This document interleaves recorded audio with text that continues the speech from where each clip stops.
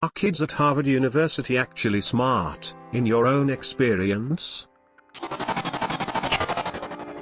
Yes, generally speaking. But if I was to pick a university for which I'd reliably say everyone there must be really smart, Harvard would not make it in my top 10. In a more statistical sense, high mean and high variance. There are people who get into Harvard for qualities that are not about smartness. Harvard does holistic admission, hence it's not only looking for smartness. Even when it is looking for smartness, it fails to tell apart an imposter who is good at pretending, from a shy nerd who is bad at it occasionally. I believe Harvard is the prime destination of good imposters who game the admissions system, rather than possessing real quality. I've taught classes at Harvard, in which the students struggled with concepts like taking expectations, i.e. taking an average, or had a hard time understanding very elementary programming, and this is for students who were taking a mid-level math class. We had students that kept coming to us to give them harder questions, when they could not even solve the very basic ones. But they somehow thought that asking for harder questions make them appear enthusiastic, even though their efforts on the fundamental material in class were non-existent. They were not nearly as smart as groups of people I knew who went to unknown schools in Iran, or India, places where admissions are exam-based, not application-based. I've also seen people at Harvard that were off the charts smart. I'd suspect Harvard gets 100 students each year that are 1 in a million type of smart. That is definitely very much the case, and not many schools have that. But that's not what Harvard is about. Harvard College, and some professional schools admit people who are, or will be famous. It admits kids of powerful people. It admits great athletes who are not outstandingly smart.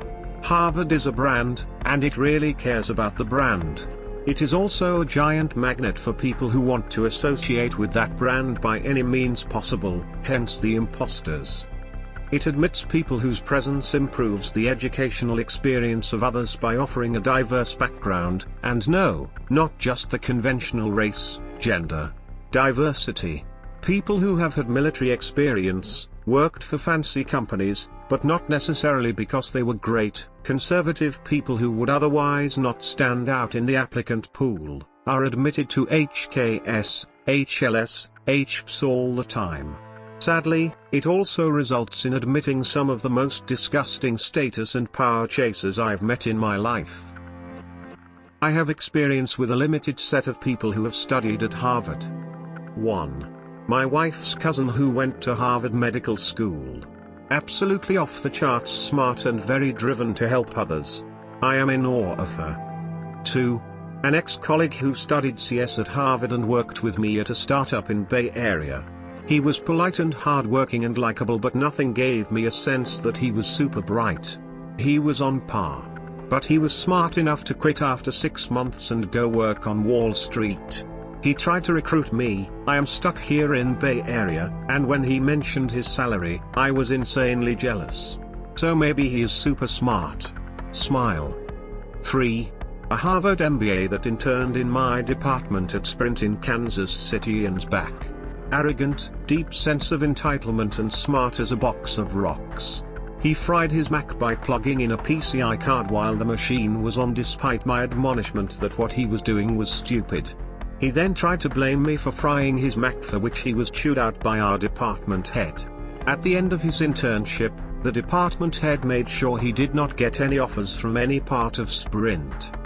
4. Another Harvard MBA who was working for a big multilateral organization who did not understand how depreciation worked in accounting. He argued with me. I was in high school, multiple times, that my financial models, I had built them for my dad using Lotus 123, were fundamentally broken. 5. Another Harvard MBA, with an undergrad in history from Harvard, who was posted in India and knew less history, either Indian or US or European, than me. I was in 9th grade. Once he kept insisting on the 33rd Amendment to the US Constitution, something about Speaker of the House must be a natural-born US citizen. Another time he was absolutely sure India got independence after World War I. He insisted that Charlemagne came after Napoleon. At work he was no better and kept infuriating my dad by asking inane questions. I am sure that Harvard has some smart alumni and alumni, but I am not sure they have any higher percentage than other good schools. But they do manage to keep their brand name going. Yes, but not in the way that a lot of people would expect. Most Harvard students seem like pretty normal people. If you met one in person, you probably wouldn't think anything was different about them. They don't go around saying things like, "Goodness me, it's 6:30. I must retire to the gymnasium to engage in Physica Auto Labor." Of course there is the occasional particularly strange one, but that's how it is at any university. Think of classes you have been in. You know those students who were pretty normal and had solid social skills but also earned good grades? Harvard is primarily just a bunch of those kinds of people. What I found more apparent than everyone appearing to be a genius was a conspicuous lack of dim people. Rarely did I hear someone talking about something they didn't know much about. The nicest part about it was that you never really had to worry about who ended up in your group for projects, since pretty much everyone worked hard and did a decent job.